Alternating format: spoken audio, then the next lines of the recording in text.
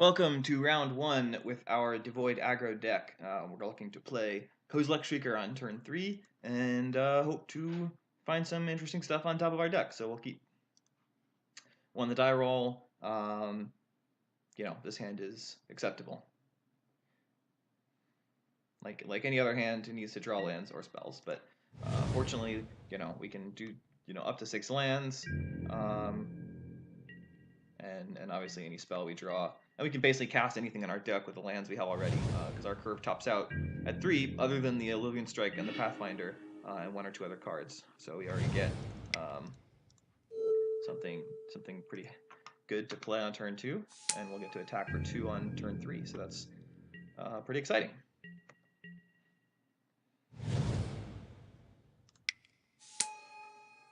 Sky Scourer deals with that nicely, and we'll probably be happy to use the Endurance to take down the Sentinel, assuming a block next turn. And of course, we're going to be playing pre-combat here.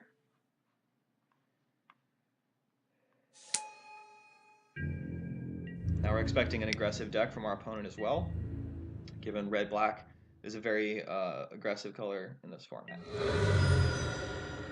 We've got Oblivion Strike next turn. Maybe a colorless source will turn up. So feeling decent about the direction we're headed here.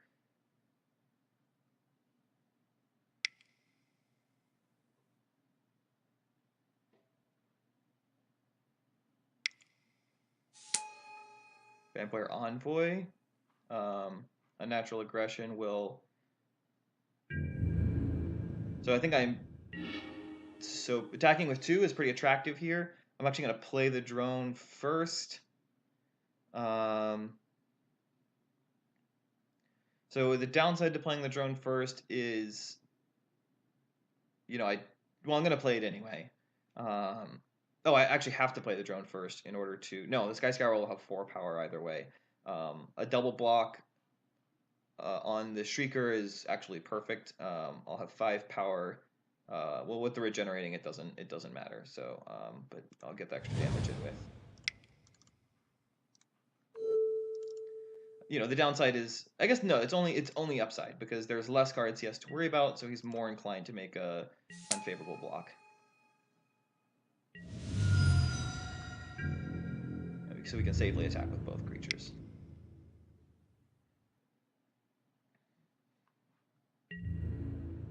And the nice thing is, it looks like, yeah, he's happy to throw his creatures in front here. We'll take down the Vampire Envoy.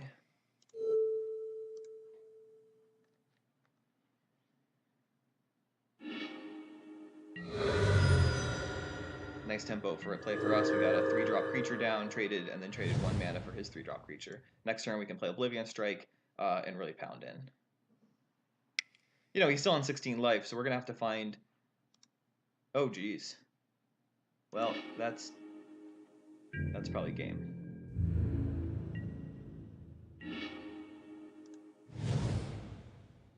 That's unfortunate. Nothing we can really do about that. I don't think we, there's no way that against this aggressive deck we hold back creatures to play around something like that. Next game we'll try to be aware of it.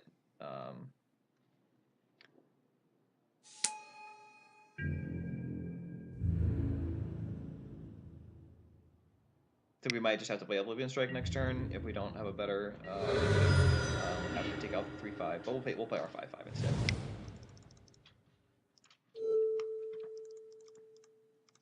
I'm not sure what's going on with mana tapping.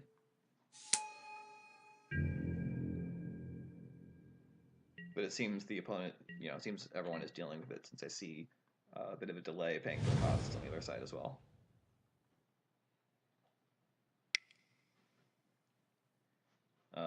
Mire's Malice would be a great pickup. Fortunately, Pathfinder compares favorably with what's going on the other side, so Mire's Malice will put us right back in this game as far as card advantage. I'm not interested in using my Oblivion Strike at this point, so I'll go ahead and play Ruination Guide.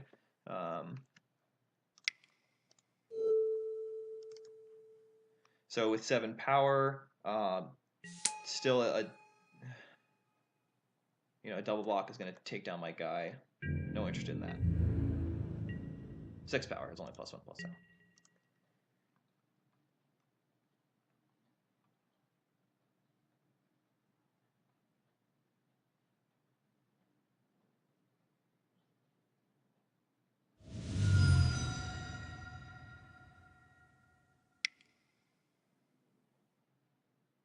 Hopefully it's just a single creature like a Breaker of Armies.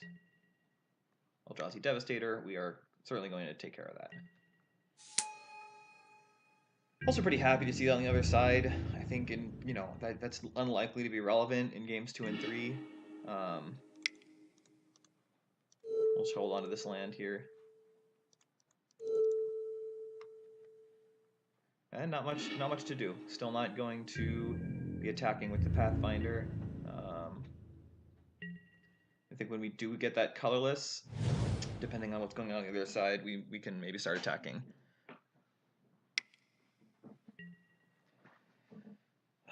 That's okay. That's okay. Obviously, what we don't want to happen is to get our Pathfinder taken out with a trick, since we're pretty incentivized to block translators. There is a creature card in his graveyard, so we'll start to generate some advantage from that as well. So I think what we want is our Mindmelter. This is a nice one. Sort of, this still doesn't make me very excited about trading off, especially given that there's a null color to generate advantage for the opponent in the case of a trade. I do like the fact that they're drawing off the top of the deck, though.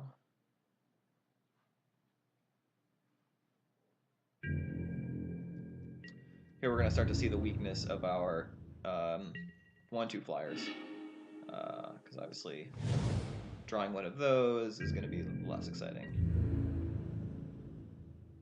Probably going to see a 2/2 zombie.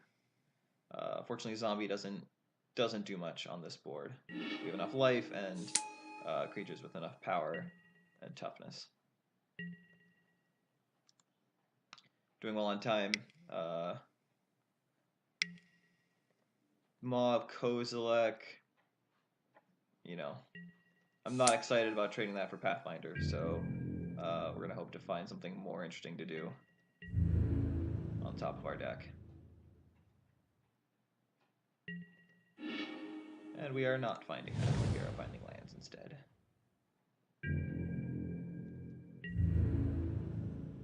It's too bad the Sifter of Skulls doesn't give us a Eldrazi Scion. I might just trade it off for the Maw of Kozilek if it's offered.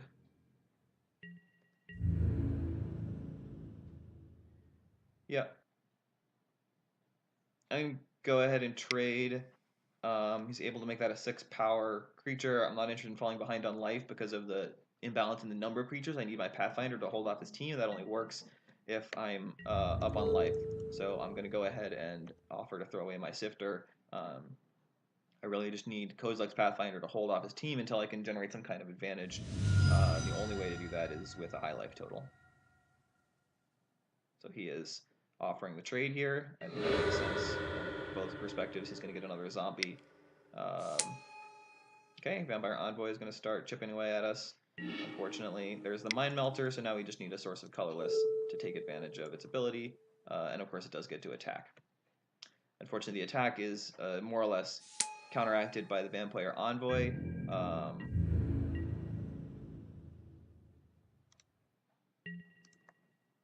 And this exile ability is not likely to have an impact on the game. Yep, alright, well, I think that is going to put the nail on the coffin, as he can start attacking with his entire team.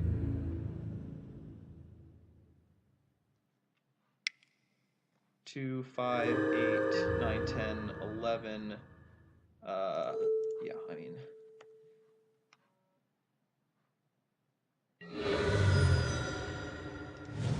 And we'll be conceding on our draw here. Okay. So given that we're facing an aggressive deck, you know, maybe these Umara Entanglers are less enticing. They match up poorly against Mob Kozilek and especially Eldrazi Sentinel. We might rather have a couple slightly more controlling cards. Keep the Sky Scourers to try and keep the pressure on in the air. They do match up poorly against Vampire Envoys, of which we saw two.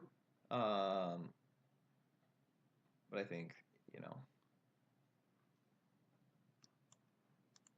I think there's a good chance of, you know, playing a small creature and then following up with a comparative analysis, especially with Seer's Lantern and Hedron Crawler. The alternative is to play Anticipate to filter through the deck.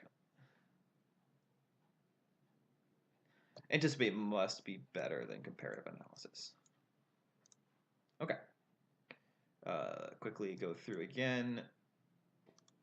So we'll have to try to play more carefully around the Flaying Tendrils. Unfortunately, the deck isn't well set up to do that. This hand doesn't do anything.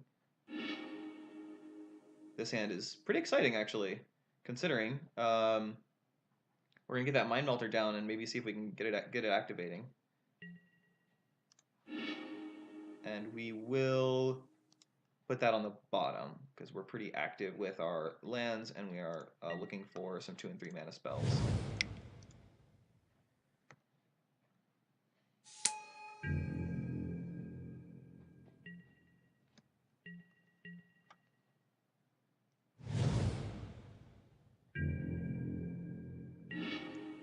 Okay, pretty nice. Pretty nice aggressive start. Dead to Flayer's Tendrils. What are you gonna do? I don't think there's any way for us to win. I think we're kind of just dead to that card. We had no counter spells in our pool, I believe.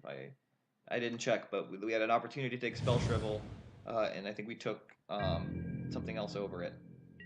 Maybe it's correct to not play. Let's do this. Let's just.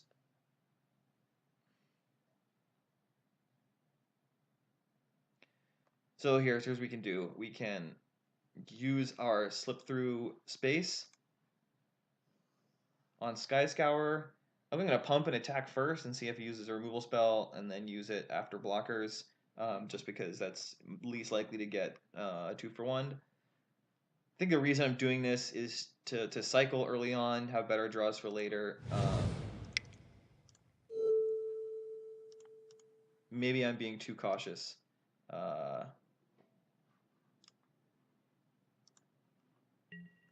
think it's a little hard to know, but because it's possible I just can't beat that anyway, and just have to assume that. Oh, that's a sorcery. Okay.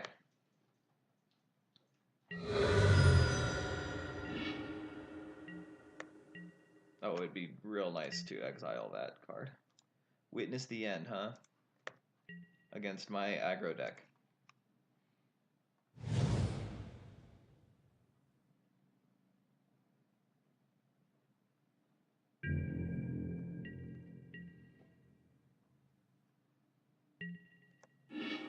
So what do I think? Do I think that he's sandbagging to try and get a 3-for-1?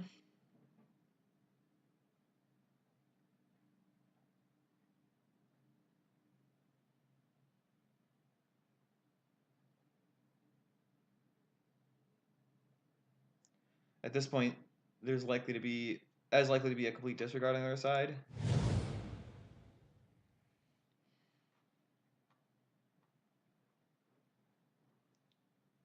He didn't play anything, which leads me to think that he does have it.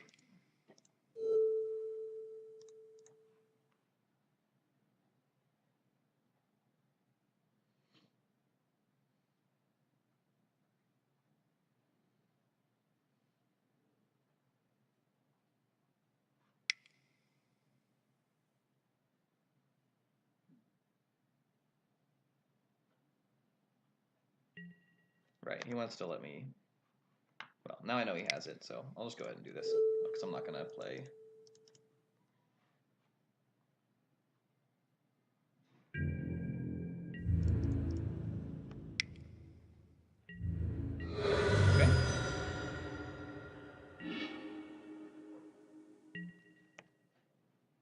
Really not impressed with the cards I've exiled so far.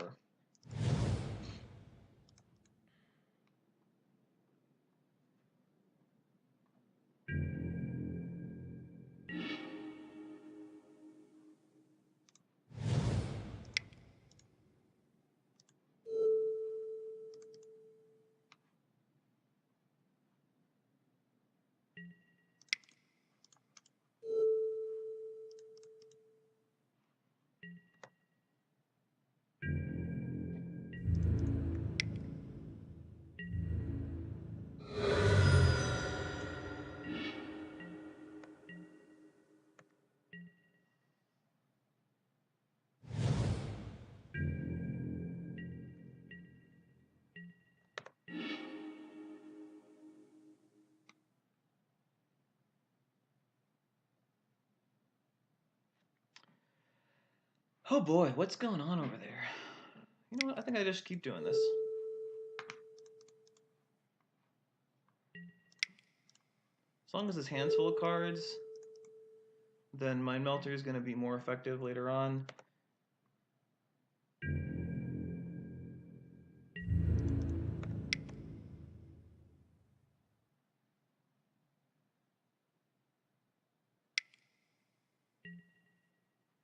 Sure.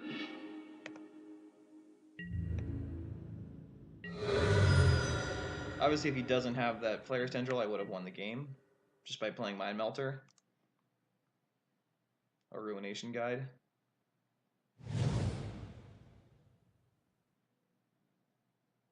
But I think Ruination Guide followed by Slip Through Space. Okay.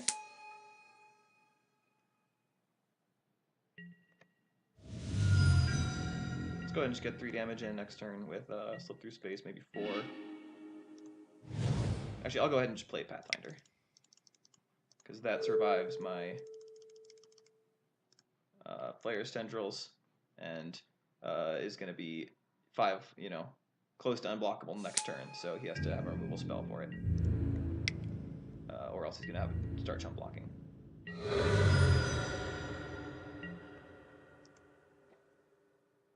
So I certainly played this game in fear.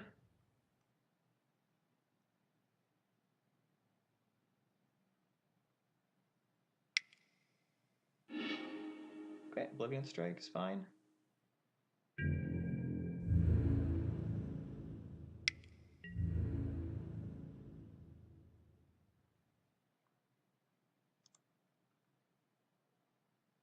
If I hadn't had the mana to pump into my Sludge Crawler, I certainly would have played out my spells. I felt like with the alternative.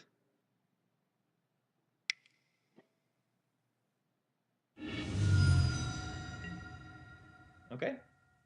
So now I will obviously just play out my creatures and hope they stick around.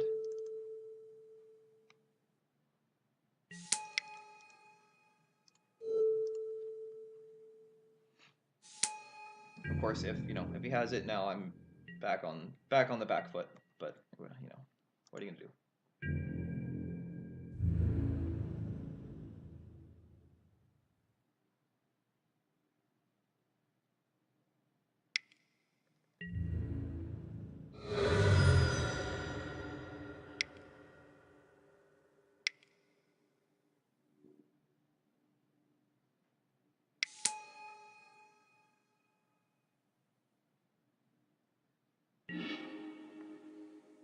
Pretty likely I have the win with Slip Through Space and Natural.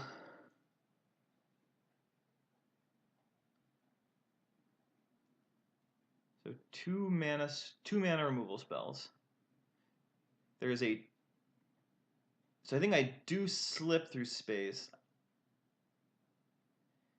I think it's likely he uses his damage spell, and then I can respond with Unnatural Endurance.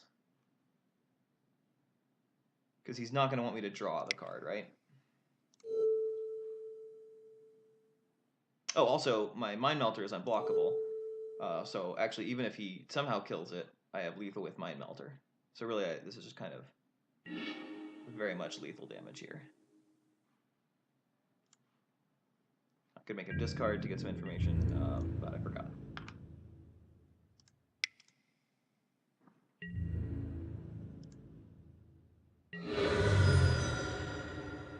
Okay. That went decently well. I'm just never going to get that card with this counterspell because, when he plays it, if it's early, I will very likely have just spent my mana. If there's mana up, he's going to have more than 3 mana available. So there's a 0% chance of ever countering anything, or at least the card that I care about. So I think I just have to run this back out, and see what happens. It's pretty unfortunate that our deck is hosed by that card. I think we drafted a pretty strong deck. There aren't many cards like that in the format, and we'll keep this. Felt good to win on the mulligan last time. And I think looking at the card quality, we have a more cohesive deck, but that doesn't necessarily mean it matches up well.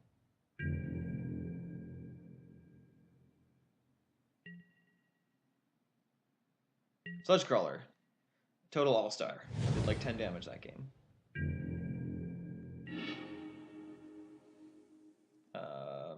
No reason to get the wastes out of the turn early. But that's pretty exciting with Shrieker to have the wastes.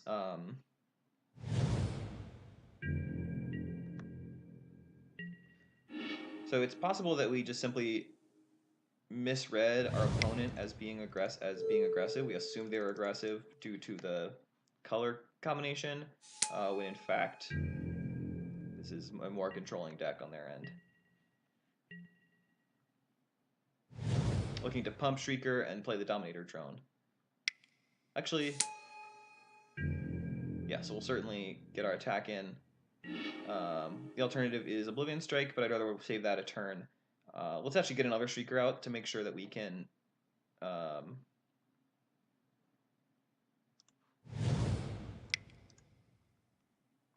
keep taking advantage of the wastes.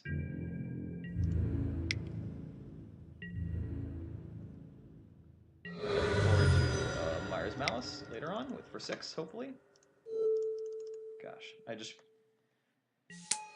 this 2 toughness thing is killing me. Because I feel like this is the second draft in a row where we've drafted a strong deck, read the table really well, drafted a super cohesive deck, and at this point I'm feeling like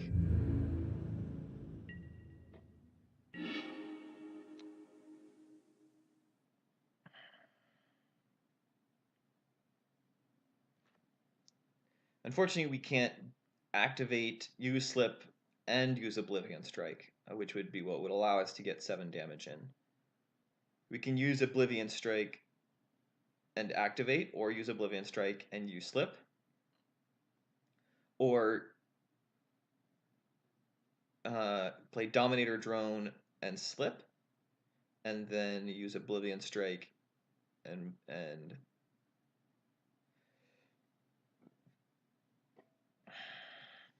I think I prefer to save Oblivion Strike, although I also prefer to not have 3 guys out. So I'd rather keep the creature count low. So I think I'll take out the Translator and attack for 4.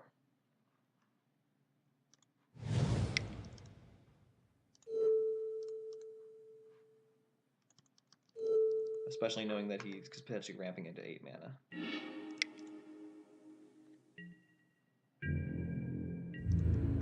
If I wasn't afraid of tendrils, I would have played the Dominator Drone this turn.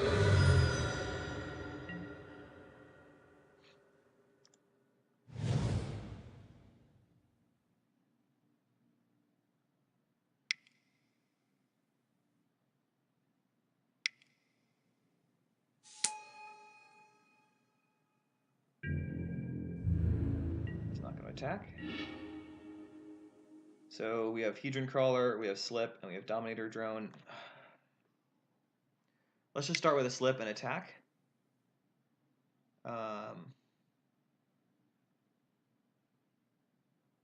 We'd also start with Mire's Malice.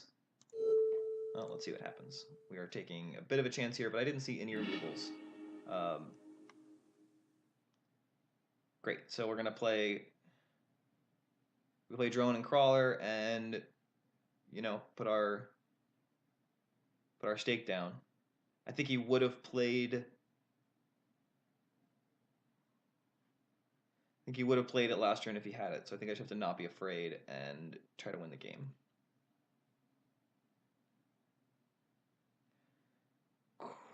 Question is, do I pump or do I play both? I don't particularly need the Hedron Crawler, so I might just pump to get in the extra damage.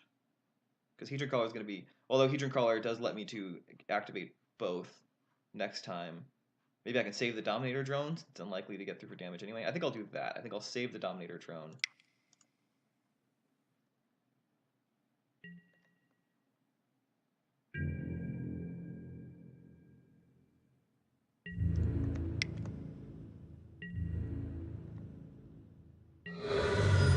Since I'm relying on unblockable damage,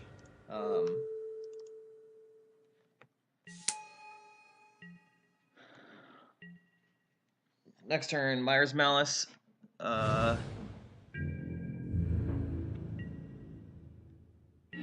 Okay.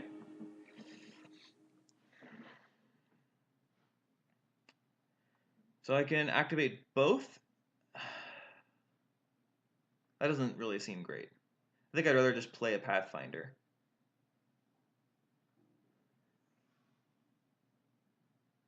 No, I'll play Mire's Malice first.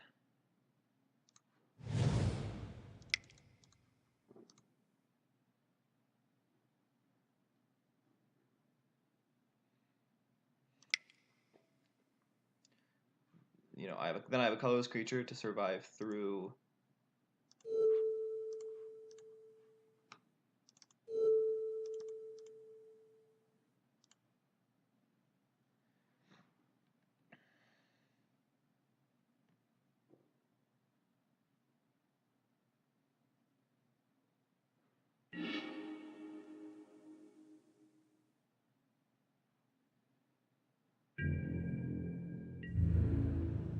If I attack with all of them, I could get 3 damage in, put them to 5.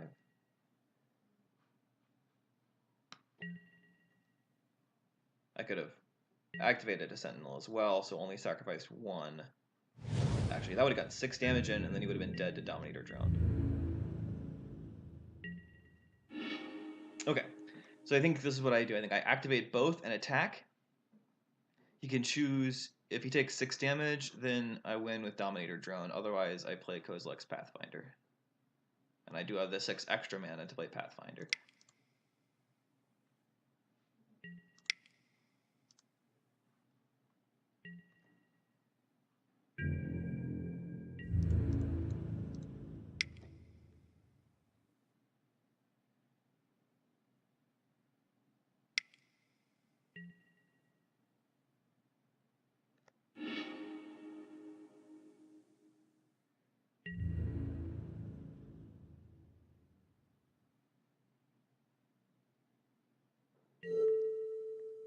Okay, so I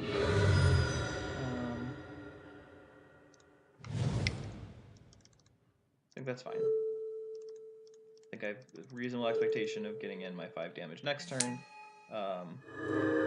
He's got to top deck something. Yeah, it's not going to do it.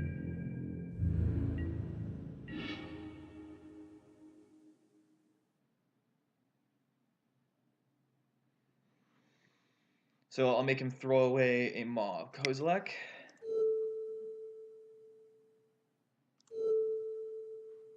So that he can't triple block.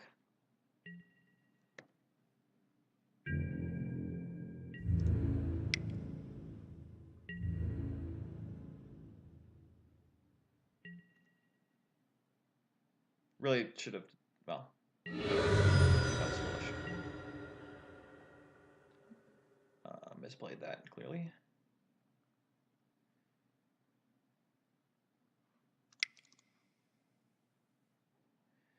So suppose he draws his -2/-2. I'll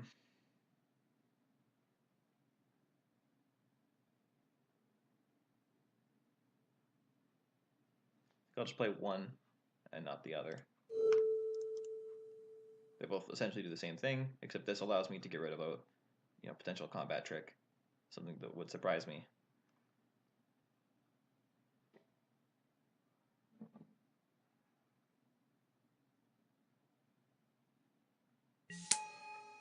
He does not die if he draws.